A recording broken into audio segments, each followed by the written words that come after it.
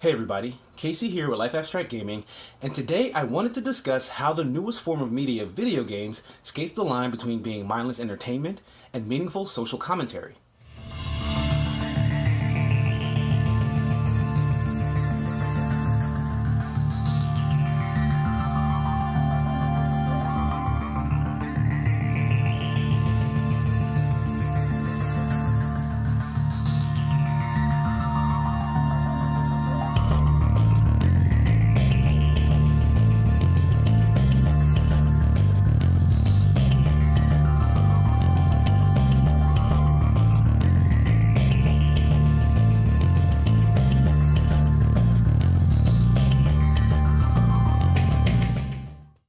Different forms of media all have the same thing in common.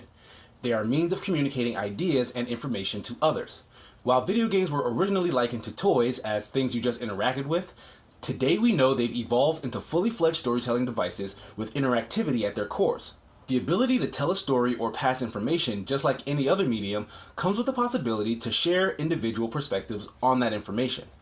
This is why you can find social commentary in music, movies, TV, and most recently video games. However, it doesn't always seem like game developers or their parent companies are happy to jump into a national conversation. Fairly recently, Wolfenstein 2, the new Colossus from Bethesda, was the subject of some strange controversy. The Wolfenstein franchise goes all the way back to 1981, where it was a top-down action stealth game. And Wolfenstein 3D, released in 1992, is often credited as creating the first-person shooter genre. Despite the evolution of the games from then to its current AAA iteration, it was always centered around fighting Nazis, which probably wasn't much of a hot-button issue in the 80s and 90s, but just so happens to be now in 2017 when sections of the internet grew furious over this tweet. Make America Nazi free again. Hashtag no more Nazis. Hashtag Wolf2. The tweet was met with either actual neo-Nazi or Nazi sympathizers claiming Bethesda was pandering to social justice warriors and the left by co-opting Trump and the alt-right slogan to vaguely comment on the violent white nationalist rallies that had been held in Charlottesville, Virginia. It's a very clear political stance made by a game company telling a story about defeating Nazis. They took the opportunity to join the national discourse for use in marketing their game, but once asked about that stance and the game as being a commentary on current events, the creators backtracked. Jens Matthias, the creative director of Wolfenstein, appeared on IGN's AU Pubcast and had this to say. So on one level, the game is always going to be political, and there's no getting around that. But of course, it's not like it's a social commentary on current events or anything. It's still a work of fiction. Correct. Yes. Correct. On one hand, I do agree with Matthias. I don't believe they ever thought Nazis would be marching the streets openly in America around the release of their new game, so to claim that the game they created was meant to comment on those events would likely be a lie. But they most definitely took advantage of that connection for the sake of marketing, then shied away from the ramifications of doing so. Ubisoft did something similar in relation to their upcoming release, Far Cry 5. The game is set in Middle America, Montana to be specific. The antagonists are a cultish militia with radical Christian overtones, and the alt-right routinely champions a lot of those ideas. Far Cry 5 seeks to tell a story about Americans going rogue attempting to overtake the country with a violent fundamentalist movement, which matches a lot of the rhetoric that was floating around when the country was positive that Trump wouldn't become the president. But again, when asked about the game being social commentary in an interview with the BBC News, the executive producer Dan Hay flatly denied it. We now have the ability to explore some of these different themes and these different ideas. And so I think that we knew we were going to make something that was interesting. And I think, sometimes I get asked the question, well, did you know, and does it have a specific political comment? It doesn't. We made this game, the idea for this game, 3 years ago, 2.5 years ago, and had no idea sort of what was going to happen in the world. Is it sheer coincidence that two games set in America managed to hit upon very relevant social concerns?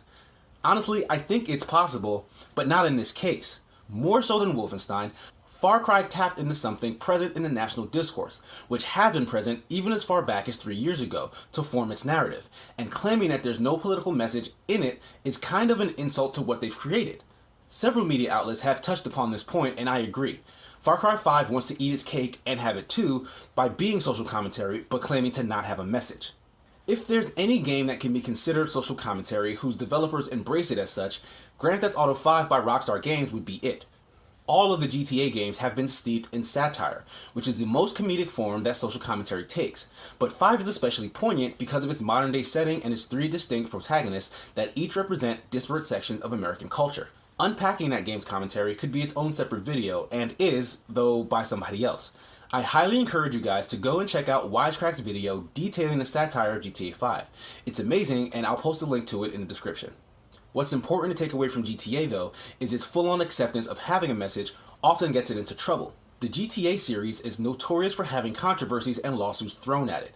From people upset about its depiction of violence to celebrities claiming their life stories are being used without permission. When a GTA game releases, it's basically holding up a mirror to Americans, and oftentimes we don't like what we see.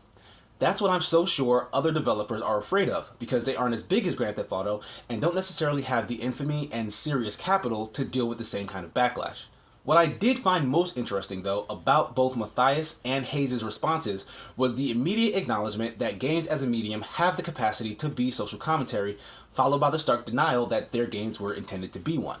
But an open-ended question that I want to pose is, does a work of fiction have to be specifically created as commentary to actually be commentary? So, how do you all feel about this?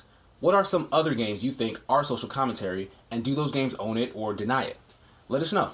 We're listening.